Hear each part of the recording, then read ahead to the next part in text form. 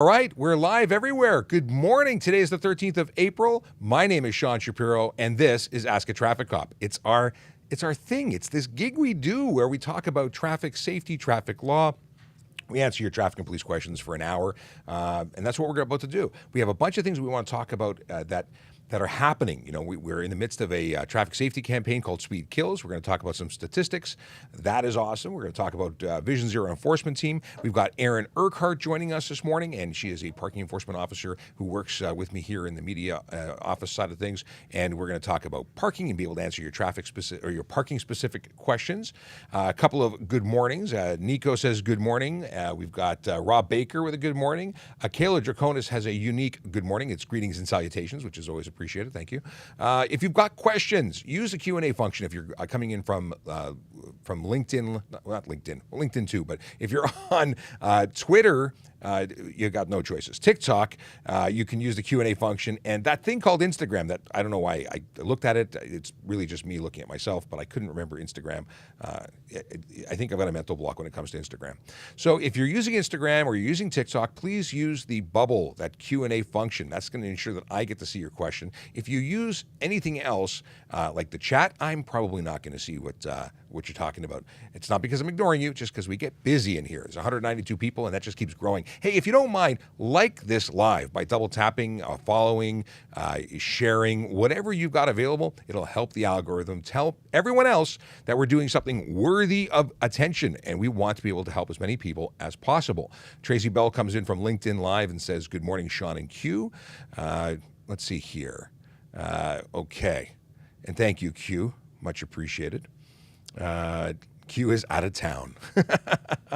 If you're coming in on the other platforms, that is YouTube, Twitch, LinkedIn, Facebook, those Q&A functions aren't a Q&A box, but you can use the chat to ask us questions, and we'll get to you live. But if you're on Twitter, the API doesn't appear to be working. We can't seem to see your questions. So please hop over to either Twitch or YouTube, or any of the other platforms, so that we can see what you want to say, ask us.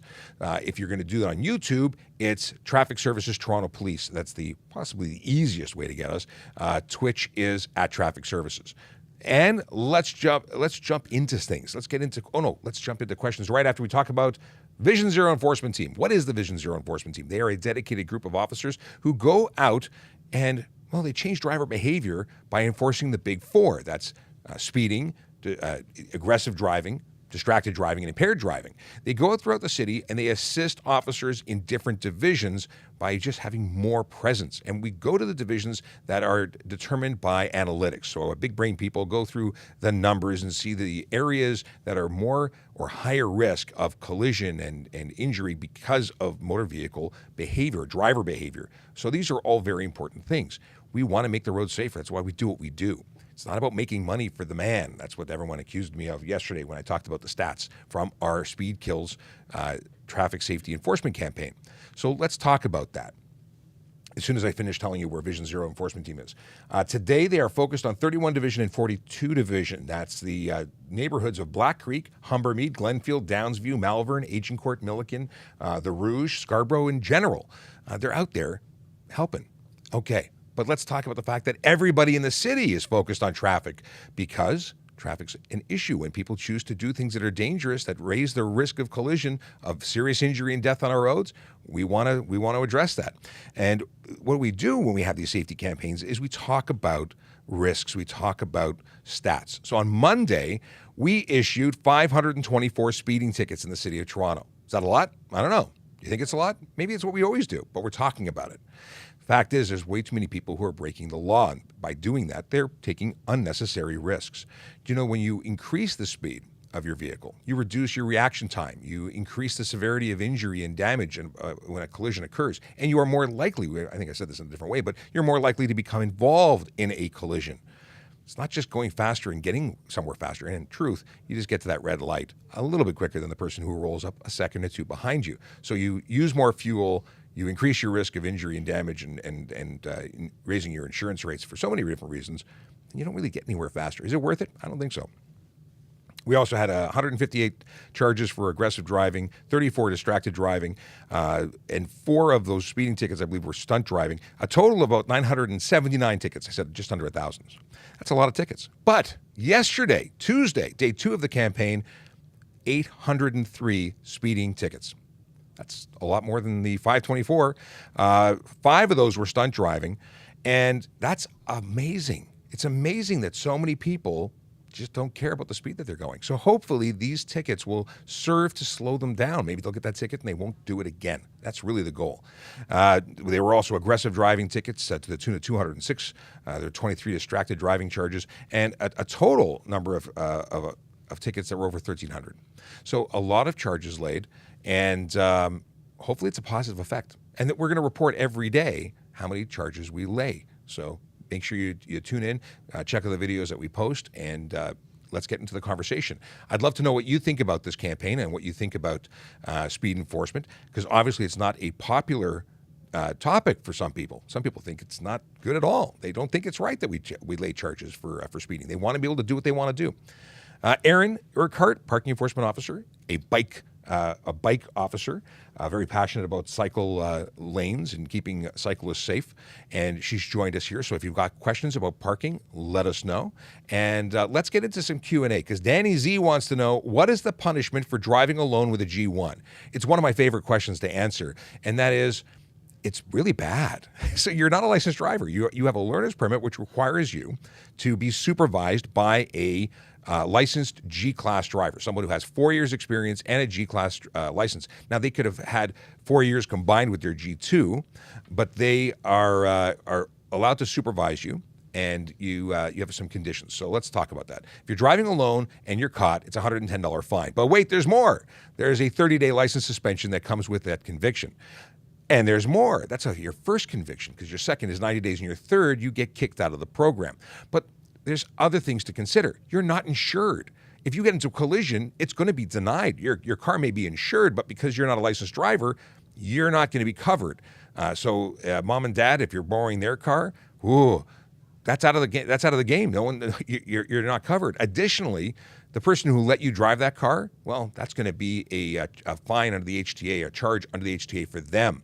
Now, let's say they didn't give you permission. You took keys from mom and dad. Well, then you're talking about criminal charges for you for taking a vehicle without consent. All the way around, Danny, it's a bad idea. Don't do it. Where does the money from tickets go? Great question. It doesn't go to me. It doesn't go to the service. It goes to the provincial government, and a portion of it may go to the city, but I don't have the specific breakdown. But I can tell you that we don't do this because we're making money to buy new police cars. We're doing this to motivate drivers to do the right thing, to drive safely and make the streets safer. Will says, hello, everyone. Do we have a phone ringing somewhere? It's somebody's making noise somewhere. We got a lot of people in the office today, not in the office in particular, but in this area.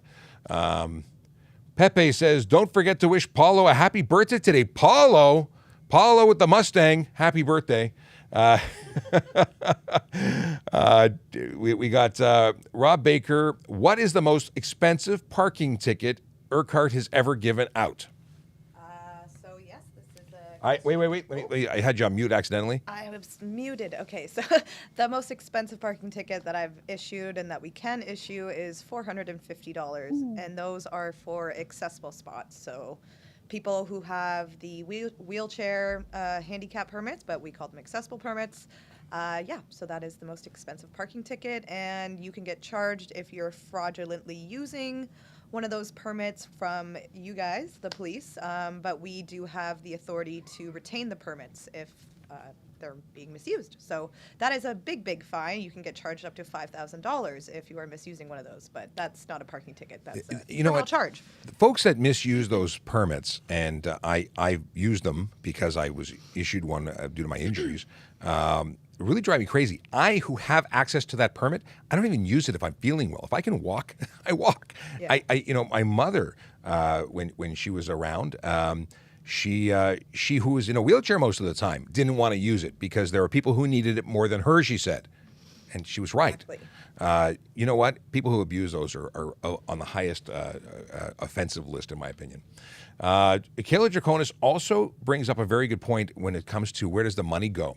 There is a victim fine surcharge that is a portion of the fine. So, for instance, a $110 fine is $85 fine, and the rest is victim fine surcharge. It goes into a fund that can go to be awarded to the victims of crime.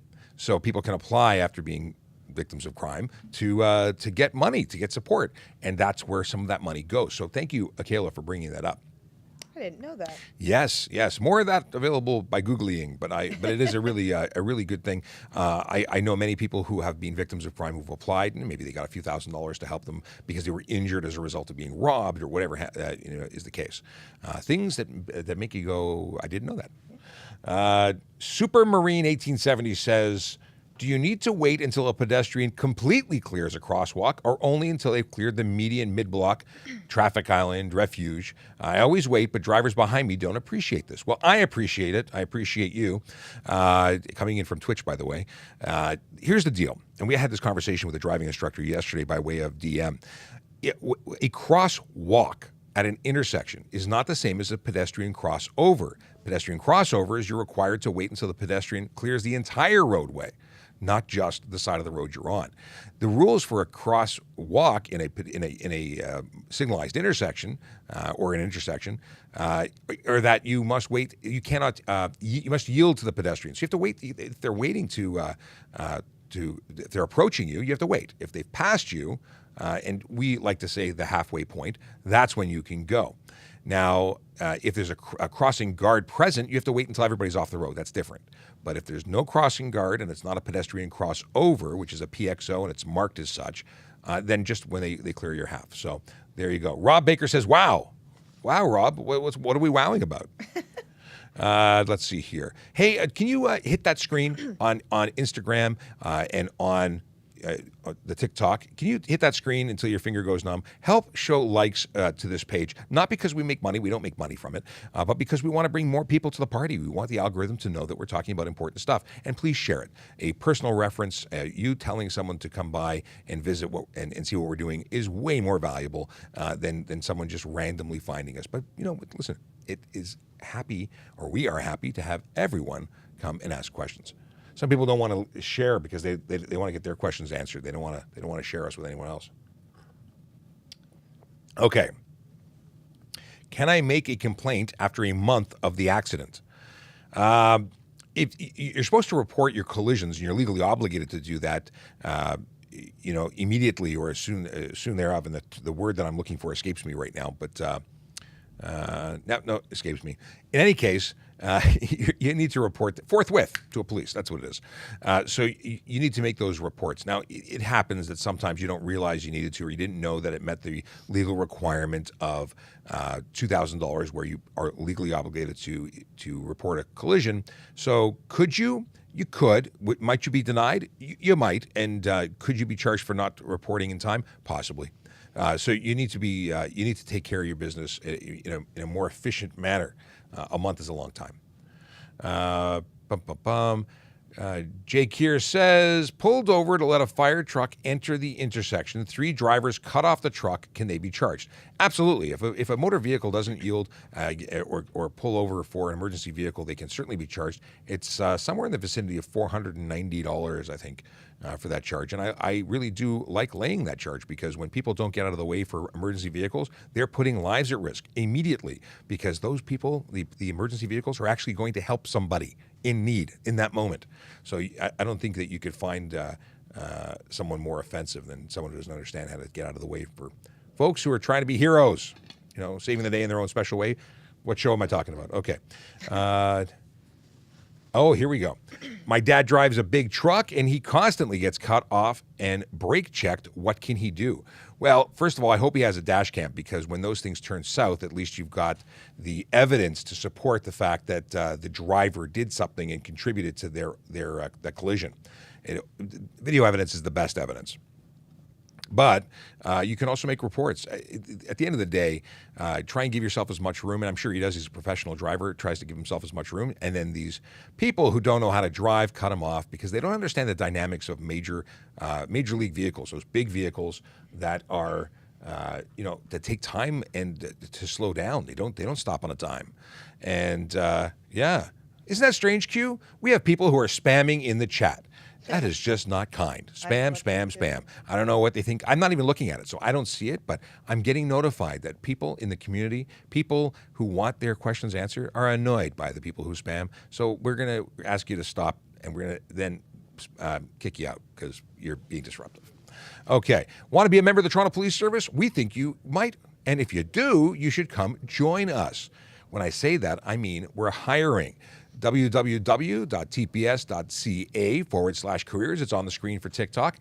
You can join us. It's a great place to work. It's a great career. And it's not just policing. We hire people for civilian positions. We hire people in networking and communications operators and computer stuff and analysts and math people. There are specialties that are everywhere. But we are hiring police officers in particular. We hire parking officers and special constables. And you know what? It's a great opportunity for a lifelong career that is always changing and always interesting. Look at me, for instance. I started off as an auxiliary. I volunteered. I became a court officer within a few months of being an auxiliary. I did that for a number of years, in 12 in fact. And then I patched over and became a police officer, trading 2 uniforms for 1. And within those roles, I had a ton of different responsibilities. I was a PC. I was a sergeant in the auxiliary. I was a supervisor in courts. I've done a lot of stuff, and I've had a lot of great experiences, met fantastic people, and I wouldn't change a thing. Okay. What is this? Why is Autobahn Why is Autobahn with no limit safer? Is it safer? Here's the deal. The Autobahn has speed limits. A lot of people think that it's a free-for-all. It's not. In populated areas, the speed limits, which are strictly enforced, range from 80 to 130 kilometers an hour. Those roads are designed for that speed. 1. 2, it's not as easy to get a license in Europe. It's not the same as just being a driver here. So again, you do something wrong, and things do go wrong on occasion on the Autobahn. And when those high speed and those unlimited zones, they make some big messes. Those debris fields are enormous, and people die because speed does kill, despite what you may think. Okay. What is this? Oh, we have printers going off and making noise. Accident with no camera, not my mistake. How to prove? Well, we do investigate collisions, and if your police officers attended and investigated collisions in person, then they would make a determination based on the physical evidence that they observed, based on witness statements, and hopefully people stuck around to give those witness statements. But generally speaking, the physical evidence is sufficient to make a determination. Here's the deal. You may not agree with what happens, and if you don't think that you're at fault for the collision that took place, you can always take it to court. And at the very end of the day, the insurance companies make their own determination regardless of what we say. So, there you have it. What to do? Hey, if you're new to the channel and you don't know who I am, my name is Sean Shapiro. I'm a police constable with the Toronto Police Service, and I work at Traffic Services. That's a citywide unit for the Toronto Police Service and the City of Toronto.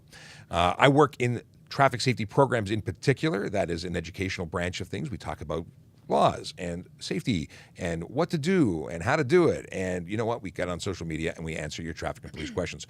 With me sitting not too far away, wearing headphones and standing in front of a microphone, is Erin Urquhart. She's a parking enforcement officer, also a media relations officer, and ready to answer questions about parking. So if you've got questions about parking, put it in the Q&A section of either TikTok or Instagram, or comments on YouTube, Twitch, LinkedIn, Facebook, and I'd normally say Twitter, but it's broken. So Twitter can watch us, but they can't talk to us. If you are on Twitter, switch over to one of our other platforms so you can participate. All right. What is the statistical impact of lower speed limits? Here's the deal. I don't have statistics to give you right now as to how it changes collisions, but I can tell you that it increases the odds of survival when pedestrians are struck. At the speed of 60 kilometers an hour, a pedestrian, or at least 90% of pedestrians, will not survive. Whereas in speed limits where they are 40, 30, 50 even, the survival rate goes up exponentially. Okay, going back into the Q&A section. Getting my first car, what do I need to do? Save up. It's expensive and gas prices are high. The deal is you need to find something you can afford. You need to find your insurance provider. You need to ensure you're properly licensed for that vehicle, and then you buy it and register it your name. Depending on how you're buying it, if you're buying it privately, it's a little different than if you are buying from a dealership. But if you're buying it privately, I would suggest making that transaction at the Ministry of Transportation offices, so you can go and register it right there. They can drive it under their plate to the MTO, and then you can do the transfer and be all lawful and good to go once you leave. Nothing worse than buying a car and not being able to move it off your driveway, or not being able to get it home because you don't have it properly covered. Especially if it's your first car, you don't have previous plates to use for transport. Does light smoke tinted license plate cover allowed? That's from Abdullah, who wants to know about license plate covers. Here's the deal. You're not allowed to obscure or cover your license plate at all whatsoever. You can't put a tinted, a clear, no license plate covers, not even license plate frames. That's stuff that comes from the dealership that says, ABC Motor Company. Yeah, you can't have that at all. You cannot cover any portion of your license plate. It's illegal. And a number of people have been asking me recently about painting or modifying their license plate to prevent it from peeling. You can't cover or modify your license plate in any way, shape, or form, and changing it, painting it, correcting it. That's actually an arrestable offense. So don't do that. What is this? If you don't have stats, how do you justify your program? I don't have stats on the reduction in that particular question, but you can read all about Vision Zero. It's a whole concept of reducing fatalities on the road.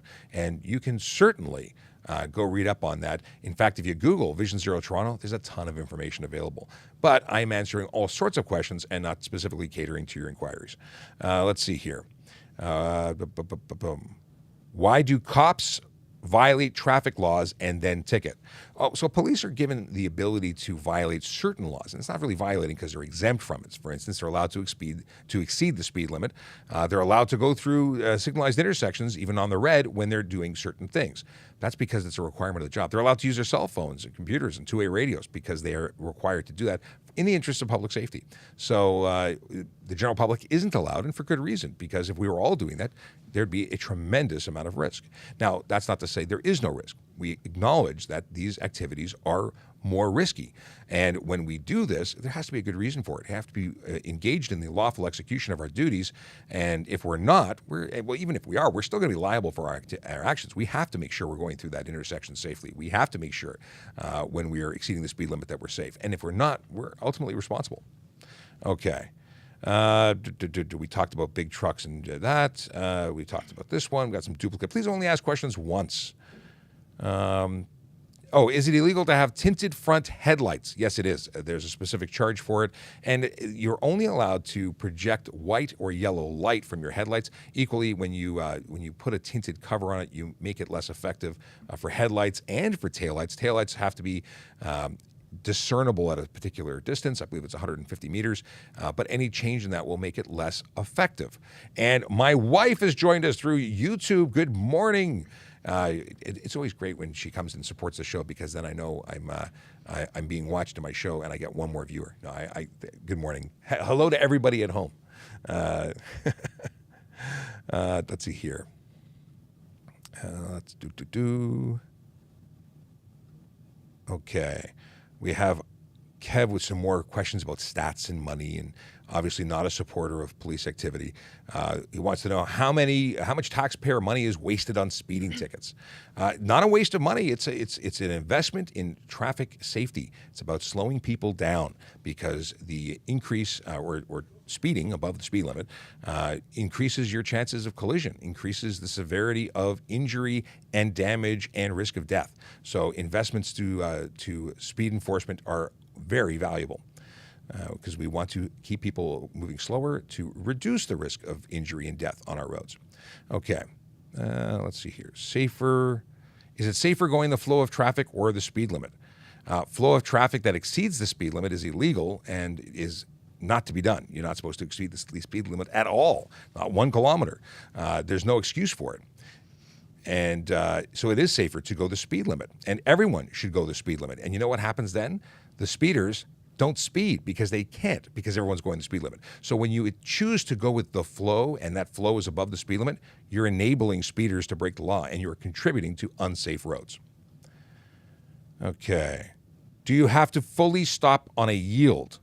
A yield sign is not a stop sign. So if you're capable of going while yielding, you don't have to come to a stop.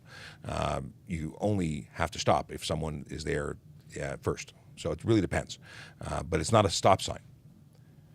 Rob Baker wants to know if I can delete my front and rear bumper. No. Front and rear bumpers are required equipment to be on your vehicle. They oddly enough, relate to when you are striking a pedestrian, for instance. They absorb impact. They make it safer. When you strike another vehicle, they absorb impact. If you don't have them, your vehicle is unsafe and can't operate on the road. We have the TPS careers link again, if anyone's interested in looking into what it takes to become a police officer with the City of Toronto or the Toronto Police Service. Okay. I see a parking question. Oh, you do? What's your parking question? Then we'll jump to this one. It's in the Q&A. Can delivery park in fire laneway for fast delivery? Let me guess what the answer might be on that one. No. But I will say most, like if you're talking about like a fire route at a like apartment building, so my apartment building, for instance, a condo building, it has a fire route in the front, and it is an approved fire route. So people park there all the time to make quick deliveries, and they usually get away unscathed because they are, and it's also a condo, so they need to call for us to come and ticket. So if that's the case, then, you know, you're probably okay, but you're still rolling the dice ultimately. So it's not legal and it is enforceable, but your odds of being caught depend on how quickly someone calls or if someone happens to be there. So, but it's still illegal. It is, yes. It's for fire lane or fire route is for fire trucks to be able to access the building. So yeah, we don't want that to be blocked up. So people may be wondering who the voice, because my lips weren't moving and I don't sound like that. That's Erin Urquhart. She's a parking enforcement officer and a media relations officer for the parking unit. And we work out of the same building. We do a lot of stuff together. So it's awesome. My name is Sean Shapiro. I'm a police officer with the Toronto Police Service here in Ontario, Canada. We have about 600 people in the room. I wanted to say hello and welcome. If you don't follow us already, please do. And please share this with everyone you know. We got lots of information that you need to share with people because you want to help them out, because you know that this is valuable details, and we just want everyone to be safer and have all the knowledge to make good decisions. Pedestrian lightly hit by vehicle, what's next? Well, if you were struck by a vehicle, if there's no injuries, then it really depends, because contact doesn't mean collision in terms of the Highway Traffic Act. You know, if we talk about a collision, it's either damage or injury. So contact is something you can report, but it may not be necessary. If you were injured, obviously you should. And someone who's not paying attention as a driver, this is a good thing to document. So calling police and getting direction is the next step. Toronto Police will attend collisions involving pedestrians. That's what we do. Now, if you leave the scene or you choose to report it after the fact, you can certainly still make a report. Police will not attend in that situation, and you can attend a collision reporting center. There's 3 of them in the city, and one of them is only for pedestrians and cyclists. So I bring up the 3 because a pedestrian was a part of that. Now, vehicles can go to either the north or the east, and the one that's here at 9 Hannah in the building I'm in at Traffic Services is only for pedestrians and cyclists. Lots of information on our website. If you go to torontopolice.on.ca/traffic, there's a what to do when in a collision, and there's a page with lots of information to help you out. Let's go through and see. Convince me not to speed. I'm curious. I don't need to convince you. I can tell you that it's illegal, and that should be enough. But we've talked about this a couple of times, so I don't want to get into it again. Check it out. Google. Check out turf.ca. That's the Traffic Injury Research Foundation, and they talk about all the stats and information to support it. I don't want to have to convince you. If you think that speeding is something you should do, you shouldn't have a driver's license. Okay. We talked about this one, so I'm going to remove the duplication. Okay. What is the law on underglow? my I don't know if it's my least favorite or most favorite, but it's something that used to be like 10 times a show. Underglow is not specifically illegal. However, poor installation might constitute or create a situation where you're violating other rules. Essentially, if you're projecting light in any direction other than down, you might be violating laws. Like you can't project light forward that is anything other than white or yellow. It's the law. So if you have underglow of any color being projected forward, you may be creating a situation for improper headlights. If you're projecting light other than yellow or amber to the rear, you might be. If you're flashing lights could be an issue. So it all depends. Definitely avoid blue, red, and green. Those are restricted colors, but it depends, and your mileage may vary. I would suggest, if you're going to install it, make sure they're directed down and down only, no light escaping to the side, and use it on private property. I wouldn't suggest that for the road. Okay. If my G2 expired through the pandemic, can I drive? This is something we haven't talked about in a while, so thank you very much, Ice Cold Keem, for asking the question. The deal is you're covered under an extension. If your license expired, your G1, G2, M1, or M2 expired March 1st, 2020 or later, you're covered up until December 31st, 2022, right till the end of this year. You're covered to drive, and you're covered till the end of the year. At that point, you should have either acquired your G or made other arrangements. But that's a great thing. We haven't talked about it in a long time, really long time, months. Do I call 911 if I see a reckless driver? If you see someone who's a danger to the public and you are concerned for the safety of yourself or others, by all means, you can call 911 in response. That person could be impaired, could be having a medical emergency. There's so many things that might be happening, and no one's expecting you to make the determination as to whether or not you are right or wrong, just that you make the call so that we can get out there and deal with it. Now, hopefully, we are able to catch them in time before somebody gets hurt. Let's see here. You see a question about parking? I do. Cool. From I don't know how to say, Boys Soprano. Can you stop to drop passengers in no parking zones? So no parking zones, yes, you're actually able to load and unload in no parking zones on side streets, not arterial roads, but yes, you can do that in no parking zones for sure. No stopping zones though, no. And bike lanes, no. But so different rules for different zones. Know where you're going. So we know that there's certain areas you can simply not, and that was the no stopping and no standing. No standing is also where you can. That's meant for passenger pickup and drop off. Quick drop off. Yes. Okay. Like you just literally pull up, drop off, pick up, and be on your way. Can't sit there and wait because then you are standing, and there's no standing. No standing. Yes. So that was that question. I think that was from Boys Prano. Yes. Boys Prano. I don't know that. I didn't know. Usernames are always interesting. They are. Akela Draconis wants to follow up with that. And can you drop off with an accessible permit in areas that are no stopping or no standing? So, I'm assuming. Again, like no stopping is no stopping. Accessible permits are not exempt. But like if I see someone pull over in a no stopping zone, they drop someone off. Like I'm not going to roll up and give them a ticket. So it's going to be officer discretion at that. Yeah, but like if you're sitting there waiting, that's a different story. But me personally, no. Like I'm not going to. Can't hang out. Yeah. Okay. Discretion. Just because I happened to notice it in the chat, MC Sheep says, I used to live in Toronto. I watch your live every time I get a chance. Thank you very much. I really appreciate it. We have such a great community of folks that follow us and interact with us in the comments and the lives. We really appreciate you. We just hit like 564,000 followers. It is absolutely amazing. And as Q says, the world has come to an end. You're actually reading chat. Yeah, I very rarely notice that or I get a chance to see checks. I'm always in the Q&A, so it's a rare occasion that I happen to notice something that popped up. And someone asked, is Erin actually here? Yes, physically in the studio. We just don't have the ability of putting her on camera at the moment. But one day, again, soon, we're going to do that. In fact, I think we should do a podcast episode with you. What do you say? Yeah. Okay, let's do a podcast episode. Maybe we record it later this afternoon. We can do an hour of podcast. Yeah. We do have a podcast now. It's called TPS Traffic Jam. We jam about traffic. And the deal is that it's available on our YouTube channel, and it is going to be published. Whenever we do an episode, we publish it live. Sometimes we actually record it live, and then we also publish it wherever published podcasts go, which is Apple, Spotify. All those apps will support us and do take us. So it's cool beans. Mikey wants to know, what if I took the pedals off my e-bike? Technically speaking, if the pedals are not there, it's a motorcycle. There are a number of very specific rules that allow an e-bike to fall under and get covered under that e-bike legislation. So if it doesn't exceed 32 kilometers, cannot be capable of going over 32 kilometers. You take what's it called, the governor off, and it's illegal. It's now a motorcycle. You have a motor that's more powerful than 500 watt. Boom, it's a motorcycle. So there's a whole bunch of things that you have to follow. I've seen e-bikes that do 80, 90 kilometers an hour. Those are definitely not e-bikes. Those are motorcycles. Ryan Pinn says, hey, in between lessons, thought I'd pop in and say hi. Always good to hear from you. Ryan is a driving instructor with young drivers in Nova Scotia, but we see him here all the time and we chat, and it's cool. Thanks for saying hi, Ryan. Let's see here.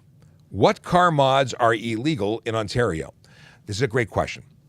Illegal ones are illegal. Legal ones are legal. I know it's not the question you wanted to, the answer you wanted to hear. There are so many potential charges and offenses that I couldn't get through all of them. Tint and lowering or raising and tires and headlights and brake lights and all those things tend to be an issue along with exhaust systems. So, you know what? If you've got specific questions, by all means, ask them. If you have questions that you want to, if you're going to do something to your car, check with a mechanic first. They'll tell you at least what's legal. At least they should. They may take your money and do it anyway, but they're not reputable if they do. So don't trust them if they tell you to do what you want. Okay. How many bad cops have you seen in your career? Now, this is a good question. Do you mean bad like criminal, or do you mean bad like just they shouldn't have been a police officer, or bad because, I didn't like them because I didn't get along with them? Because there's different kinds of bad, and it really depends on what you're saying. Bad criminal cops, I've not really seen anyone firsthand. I've heard stories of people who had done bad things. They were caught and they were fired and criminally charged. That I've heard of, but I've never experienced it firsthand. Maybe I'm just lucky, but I've certainly heard stories of people who turned out to be bad. People who were just not good. And this job is not for everybody. There are people who come into this career and have the best of intentions, and it just doesn't work out. And you know what? Sometimes they move into other areas, and sometimes they leave the service altogether. It's certainly not for everybody. I don't know if that makes them bad or just maybe it wasn't the right choice for them. Let's see here. Somebody put W. I don't know. Jason wants to know. There's unintentional hit the button. What charge is applicable for having a sun strip tint? It would be, I think it would be obscure driver. Actually, no, I think it would be unsafe vehicle. I think it would fall under unsafe vehicle because it's according to safety standards. So I've not laid the charge for it, but I think it would be considered unsafe, and you could lose your license plates for it. Because it's under that safety requirement that says that vehicles 2017 and newer can't have any. So it's specific to those newer vehicles. Why do cops speed? Never saw a cop doing 60 in a 55. First off, they're allowed to exceed the speed limit, and for various reasons. Lawful execution of our duties is obviously part of it. We have to be able to get to where we're going, and using lights and sirens to do that often makes the ride a little more dangerous because the folks that are on the road do some unpredictable things when they think we're trying to pull them over, or they notice us last minute. I've had people slam on the brakes and try and stop in the middle of a highway. It's just not cool. So we often are going to a call and exceed the speed limit without our lights on because it's safer. Now, other reasons. We need to get in front of the next car. If I just sit beside everyone doing the speed limit, I'll be looking at the same car. I can't get in front of the next person to see if they're on their cell phone, see if they're wearing their seatbelt. So I'm going a little bit faster, not breakneck speeds, but a little bit faster so that I can inch up in traffic and observe the goings-ons in the vehicle. Oddly enough, this is one of the reasons why tinted windows are illegal. We have to be able to see inside the vehicle. If it's too dark and we can't see inside, that's a problem. We can't, enforce laws. Let's see here. Why am I suddenly getting interference? Yeah, it's annoying me too. Yeah, it's cell phones. They're fun. Okay. I see a parking question. Well, let me get to this one because I hit the button too fast, no. and then we'll go to yours. Going down a large hill, still get a speeding ticket? Yeah, you're responsible for your speed, even when you're going downhill and you're not pressing the gas. You're responsible for your speed at all times in your motor vehicle. You're in control of it. So yeah, you can get a ticket for that. Is that something we focus on? If you're doing 3 to 5 kilometers over, and that's not a specific number, I'm just making up a number randomly, because you are going down the hill, are we going to pull you over for it? Maybe. Are you eligible for a ticket? Absolutely. But if you're doing 20 over because you're going down a hill, there's absolutely no excuse for it. That's use your brakes, control your vehicle. And then you've got a question about parking. Yeah, it's just, is it illegal for a motorcycle parked on the sidewalk? So, yes, yeah, you can't park your motorcycle on the sidewalk, but motorcycles do get lots of perks in the city of Toronto, Absolutely. and they don't have to pay for parking. There's actual areas within the city that are specifically for just motorcycles. Like they just started actually April 1st. It's usually April 1st to October 31st. I did a video on this last week. Yeah, so it'll be like a metered area for cars. Pay and display? Pay and display, yeah. But so to say that section is for motorcycles only, cars cannot park there, even if they pay for parking, because it's meant for motorcycles to. So areas that occupy are that space. specifically designated motorcycle only, and it's free in those areas, and it's been that way for quite a number of years in the city of Toronto. Yeah. And it's one of the best reasons to ride a motorcycle. I mean, listen, there's lots of reasons to ride a motorcycle. I love riding bike, but parking for free in the city of Toronto, that takes the cake. Yeah. How much over can you speed limit? How much over can you of speed limit?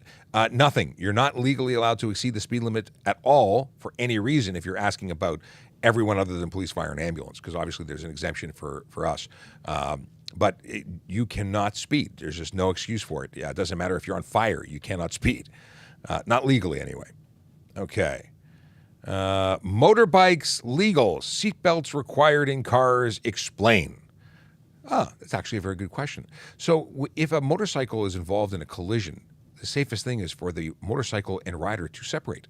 The motorcycle, being heavy, will continue traveling at a high rate of speed much longer than the passenger or a rider who becomes separated and slows down. It's actually safer not to have a seatbelt in that situation. Very different device, very different vehicle. Yeah. That's the most simplest of answers. But in cars, you need to secure yourself within the vehicle so that you can, not be additionally injured within moving the vehicle. Because people bounce around. If you watch some seatbelt videos, I think it will be very clear as to why you need to wear them in a car. Seatbelt collision videos, crash test videos. Watch them, you'll know immediately. Okay. Why does no one get pulled over for going 10 over? Well, don't say no one, because I've stopped many people for 10 over, and just because you've not seen it doesn't mean it doesn't happen. But I'll tell you that more often than not, it's because we're stopping the person who's doing 20 while you're doing 10. Obviously, the faster person tends to draw the attention more, but doesn't mean it's legal to do 10 over. And, when I do speed enforcement, or used to do speed enforcement in 30s and 40 zones, oh yeah, 10 over is a major ticket at that point. You're doing a serious number of kilometers over the speed limit. So I'd issue those tickets all day long. I think that we should have way more traffic cameras. What do you think? Yeah. I know that's not a common or popular thing to say, but I think that if we had a camera at every intersection for every stoplight and every road, no one would speed, and we'd have safer roads for it, or we'd have some people who like to speed and have no money. But there would be a choice. You choose to break the law, you choose to pay. Is there any excuse for speeding? None whatsoever. It doesn't matter. Like I said, if you're on fire, you can't speed. If you're having a baby, you can't speed. If you're bleeding, you can't speed. Call an ambulance if you have an emergency, but don't speed. Okay. Do front license plates need to be on the bumper? No. They need to be in the front of the vehicle. Bumper, grill, tow hook adapter, front conspicuous location. It's front, not behind the windshield. That's not the front, not facing the sky on the hood, on the front. So that's bumper, grill, conspicuous place. Linda says, if you have asthma attack, can you speed to the hospital? No. If you have an asthma attack and you are speeding to the hospital and you lose consciousness, you now have a faster moving vehicle that's going to cause more damage in the event of a collision. And if you're having asthma attack, you're not capable of operating a motor vehicle. 911, pull over. A long time ago, I went to do a notification for death. There was a couple that were traveling in two separate vehicles, and on the way home, the driver of one of the vehicles, the spouse got home and husband didn't show up, and they called police, and we found the vehicle. The vehicle was located on the highway, pulled over on the side of the road, and the driver had unfortunately died as a result of a heart attack. He was a professional driver. He knew that if he had a heart attack and was trying to get to where he was going to hurt somebody. He pulled over and safely parked his vehicle. And it's a sad story, but at the end of the day, the potential a catastrophic result of trying to get somewhere while you're having an emergency, or even if you're just stressed out. You're trying to drive someone who needs to go to the hospital. Well, now you're under stress and you're going faster, and bad things happen, and you end up becoming taking emergency vehicles off the road from dealing with other emergencies to deal with your emergency, and there's more victims potentially than when you started. Rationale for speed limit not uniformly applied. I don't really understand your question. Do you mean why not everyone is stopped for 1 kilometer over? Any charge under the HTA is going to be an officer discretion situation. Within reason, we're going to charge people for stunt driving and not give them warnings, but that's because they're doing really stupid things. But generally speaking, whether I choose to pull over the 10 kilometer an hour speeder or the 20 kilometer an hour speeder is going to be my choice. And that's it. So I think that we should have a camera that charges everybody for 1 kilometer and over. See how you like that? Let's see here. Are there any stats that decreasing speed limits make roads safe? Check out Vision Zero Toronto. Check out Vision Zero. It's an internationally accepted concept. Cities are changing designs of roads to slow people down and protect vulnerable road users. Additionally, we do the enforcement side of things. But the chances of someone surviving a collision at lower speed is tremendously higher than that of a high-speed collision. You go faster, yes, the rate in which you decelerate on impact is higher. And there's a number of things that happen on a collision. It's not just that your bumper gets bruised and the airbag's deployed. You're traveling at 100 kilometers an hour, and then you're traveling at nothing. That deceleration, that rapid deceleration, it comes in steps. The car stops, then you continue traveling, and then your body hits the airbag and or combination of seatbelt, and then your organs are still traveling at a high speed, and then they are abruptly stopped by hitting your rib cage, and you have a lot of injuries. At slow speed, those injuries are minor. So there you go. Are your ears on? Nope. No, let's turn your ears on. I think this will now give you ears. Are your ears working now? Thanks, Sean. Aha. Sergeant Murray Campbell has joined us, and his headphones now work. Question of ways to set yourself apart when applying for police. This is a great question. And we are hiring. www.torontopolice.on.ca/careers. Check out all the positions available. Check out all the requirements for all of those positions. And here's the deal. If you want to be a unique applicant, do unique things. You don't have to have the same qualifications as everybody else. I love to say that if you want to, if you've got skills in math, go become an accountant. Come to, apply for us afterwards, because you're going to bring unique skills and abilities that we need, because we investigate financial crime. These are things that make you different. Everyone who goes to the same school and wears the same haircut and does everything the same is the same, and you don't stand out. Volunteerism is a huge component of what we do. We need people who want to serve the community, that show that they're committed to the community that they want to serve. Driving, having a good driving record, huge. How could you be left responsible to enforce laws that you don't respect because you have 25 tickets or stunt driving or what have you? Continuing your education, learning languages. Multiple languages are huge. Many people go off and learn how to do sign language or French or any unique language makes you a unique applicant. So tons of things. Feel free to DM if you have more questions, but we're going to move on. But good luck to you on your career, and definitely go apply. Okay. Water time. Any parking stuff in the chat? Yeah, I did see one. I was like, can I stand in a no parking zone for 30 minutes? Absolutely not. No, it's no parking. You can park there to make a delivery, like I said, on side streets for 10 minutes, but half an hour, no, you cannot do that. Okay. You will get a ticket for sure. Ticket, more ticket. Do speed cameras ticket you for 1 over? No, 1 over is not something that they trigger for, but we don't have a specific number for how many they do go over. We're not told, because it's not a Toronto Police program. It's a City of Toronto program, and every jurisdiction, every municipality sets their own. So I suppose there could be a municipality somewhere that sets it to 1, but in Toronto, my understanding is it's more than 1 and less than 100. I don't know the specific number. Don't speed. Could be more than 100. It could be more than 100? Yeah, you never know. You never know. It's true. I would not try that test. Let's see here. Do cops ever follow people because they're bored? Maybe they follow people because they're going in the same direction that may appear to be boredom, but I don't I don't know what motivates. Usually it's an investigation. You know, we run plates, we check drivers. If you're the only car on the road at 2 a.m., maybe we're checking to see what's going on, and then we chances are find nothing and move on. Okay, what is this? Is it legal to skip on my phone if it's one touch? Skip, you mean songs? You're not allowed to use your cell phone for any purpose other than answering or hanging up momentarily a call. You can press or swipe for that purpose if it's mounted. Chances are, if it was one touch and we didn't notice that touch, or we could have been a phone call. Where we start to really look at phone users is when they're not focused on the road, when their head and eyes are down. I wouldn't know if you hit one button, tap to answer a call or to forward music. I'm not saying that it's legal. I'm saying that I probably wouldn't have enough evidence at that point to lay a charge. Any contact with that phone where it's more than just that single touch is a problem. I can't tell you how many times I've walked up to cars, traffic has driven away, and the person is so focused on their phone that they just didn't notice. They're just so immersed in whatever the email to mom is, or video conferences. I've charged a number of people with that. We have some folks that are giving moderators a hard time. I want to remind everyone that our moderators are not police officers. They're volunteers from the community, just like you. They are people who are just trying to help. So please be kind. The trolls, if you're harassing them, depending on the content of your harassment, you may be triggering a police investigation.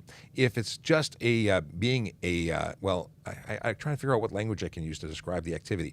If you're being a bonehead, stop it, or you get kicked out, and we won't bring you back. So we banned. So we don't want that. But stop what you're doing. Let's see here. Why don't police enforce laws for high-speed zones? I'm not sure what you're talking about. Do you mean highways? We enforce the speed limits on our highways. We're responsible for the Don Valley Parkway and the Gardner Expressway. OPP handle the 400 series highways. But, you know what? That's a very good point. Akila Draconis brings up a very good point. Today is Pink Shirt Day. I'm not wearing a pink shirt, but it is Pink Shirt Day. It's an anti-bullying day. So what are these trolls doing? They're bullying people. You know, that's a great way to segue into the fact that that kind of behavior is unacceptable. Totally unacceptable. You want to throw in there's a totally unacceptable? Totally unacceptable. Thank you very much. It's totally unacceptable. Okay. I did see a couple parking questions here. I can answer quickly. Somebody asked, I'm assuming, what to do if someone parked in front of your driveway and refused to move. Call us, and we will come and take care of it. And by take care of it, I mean ticket it and then tow it out of the way. Yeah, if they parked it because they left it there, absolutely. If it's actively someone blocking you from leaving, that may involve police attending as well. So that too, yeah. And it could be something more serious. But certainly call police and or parking, and we'll go from there. Does that happen a lot? Driveway obstructs, yes, more in like residential areas, even if it's like half of their driveway, but still like people can't get out of their driveway. So, and those are priority calls for us. So when we get a service call for that, it's like, when you guys have a hot shot, Yeah. we want to get there to help the person get out of their driveway. So. Yeah, it's one of those things that triggers us as, what's going on here? There's more to it. Yeah. Does yellow traffic signal mean stop only if it's safe? So a yellow traffic signal means stop unless it's unsafe not to. Unsafe to stop. So if you were traveling and you were crossing into the intersection as it turned yellow, obviously you're past the point of no return. It would be unsafe for you to apply the brakes so hard that you came to a screeching halt. That would be dangerous. But if you are driving at the appropriate speed, and you're far enough away that you see a yellow light, that means stop. And if you decide to gun it and go through, you could be charged for disobey amber signal and get the same ticket as if you ran a red light. It's the same thing. And how do we determine whether or not you should have stopped? We watch you, and there's a determination in the evidence, that the officer provides would support that charge. Oddly enough, it happens a lot. Who'd have thunk? Does an exhaust ticket affect your insurance? Any ticket could. Moving violations are generally the ones that are looked at, but you have a ticket, and I'm sure that the insurance companies see everything, and what they do with that information is up to them. Craps in chat. Sergeant Kraft is here. Pink Day. Yes, it is Pink Day, and Sergeant Kraft is saying hello. Good to see you, even though it's your icon from Facebook. Okay. Hi, Sergeant Kraft. He's actually on TikTok too. TikTok too. Sounds like a rhymey thing. If I own vehicle, does insurance have to be in mine? I think you mean my name. That's going to be an insurance. So someone, generally speaking, I think you have to own the vehicle to insure it. I don't know if that could be, changed based on insurance companies. I don't know many insurance companies that will insure vehicles you don't own, but that's something that you talk to an insurance company about. As long as there's insurance on the vehicle, I'm going to say it's legal. But that's a good question for your insurance provider. Sergeant Campbell, would you have anything to add on to that one? You know what? I was just thinking about that one. The Compulsory Automobile Insurance Act just says there has to be a policy in effect for the vehicle. It'll be up to each individual insurance company of what they want to insure and what they want to involve the risk in. If you are taking out a policy that is not in your name and you are doing it so that you can get cheaper rates from what you normally would, they might have a problem with that. That could be fraud. That could be fraud. Here's a question: is there really police jurisdiction? Jurisdiction, it's not different than the states. Where you cross the border from one area to another, and suddenly that's not my problem.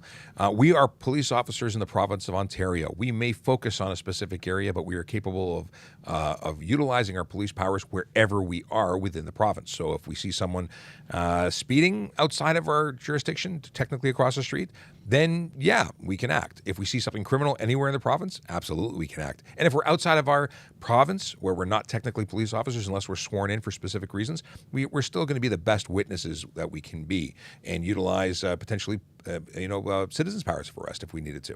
So it really depends on what you're talking about. We don't say you're north of Steeles, we can't help you. And that's 24/7 too, Sean. That's while we're working or not working. So. Yes, police officers are police officers 24/7, and we are obligated to act when we witness things. When you talk about special constables, when they get to take their uniform off and go home, they don't have the same powers when they leave the office. And citizens, of course, have citizens' powers of arrest, and that's something that is a little bit of knowledge can get you into a lot of trouble, but it is good. Diane wants to know, can you act when not in uniform? Absolutely. We're police officers 24/7, and we even if we're not in uniform, like we're off duty, we're still obligated to take action. And that's the whole concept of being a police officer is taking that oath and helping people. That's 24/7. Okay. Sergeant Kraft says, hi, Sergeant Campbell. Hello, Sergeant Kraft. How are you? I miss ya. Statement. It has been a long time. Okay, question. If a G license new, can a G1 drive with me? I have a G1. So it depends on how many years of experience you have as a G2. If you have your G and you have a total of 4 years experience starting when you got your G2, then yes, you can supervise a G1. If you had 2 years as a G2 and have 1 year as a G, you have not accrued enough experience to supervise. One good indicator are the 3 dots that on the bottom right-hand corner of your driver's license that are organized vertically. That next to your mini-me photo. If you have the 4 dots, that generally that acknowledges the fact that you have sufficient experience to supervise. It'll be up to the MTO to determine if you are qualified to do that. And it has to be on your license when you surrender to a police officer. Yeah, if you haven't updated your license, it doesn't have those dots, that is an indicator to us that you're not a qualified G and then that you got problems.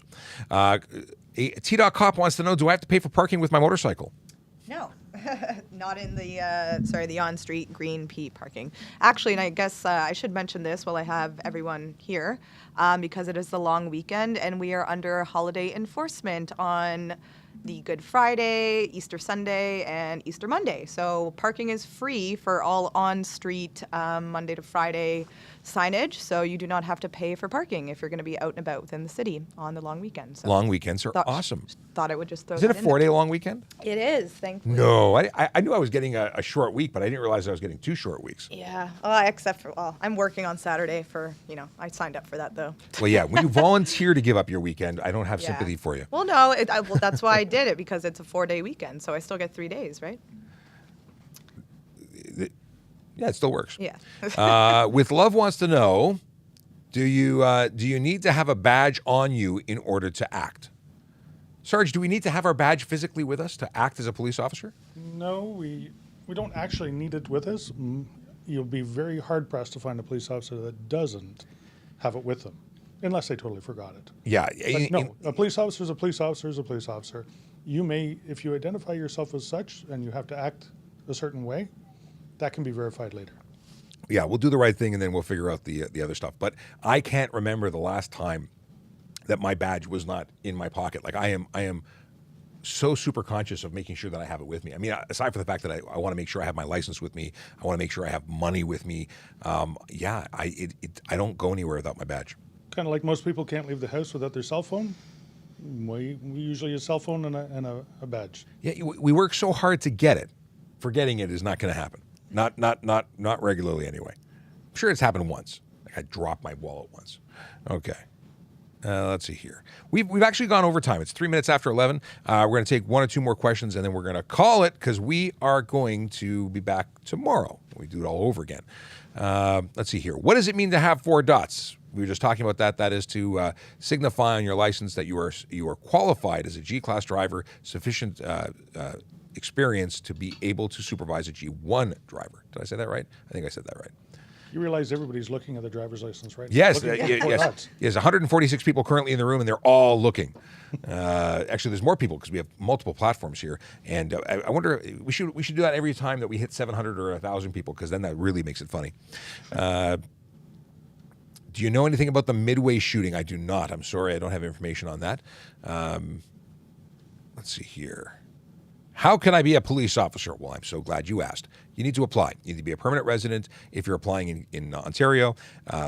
You need to go to our website, www.torontopolice.on.ca, and there you will find all of the qualifications, all of the requirements, and you have the ability of applying online. You can do it and get in to the process. It is a long process. It can take a while, but you know what? When you read all the information you need to do that, you'll be better informed, and you can come join the great people here. It's a great career. If you've got questions, send us a DM. If you want to know more information after checking out the website, please ask us. We're happy to answer. Have a wonderful day. More information. Going to be posting videos all day, and we will be here tomorrow, 10 a.m. to do it all over again. Have a good one. Bye, everybody. Bye-bye. Bye.